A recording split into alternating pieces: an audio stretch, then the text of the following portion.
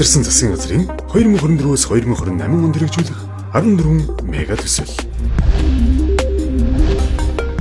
Гашуун сухад ганц мод, ханг мандал, шивээ хүрэн сэхэ хэлийн бомбуудын хэл дамнсан холболтын төмөр зам, ачаа тээврийн шилжүүлэн ачих терминал 2024 онд эхэлсэн 2028 онд дуусна. Нийт хөрөнгө оруулалт 957.6 тэрбум төгрөг. 2025 онд 95.7 тэрбум төгрөг. Үрдүн экспортын хүчин чадлыг 40 сая тонн хүртэл, орлогыг 2 дахин, төмөр замаар нүүрс экспортлох хүчин чадлыг 3 дахин, зорчигшуулан ачаа тээврийн нэвтрэх хүчин чадлыг 2 дахин нэмэгдүүлнэ.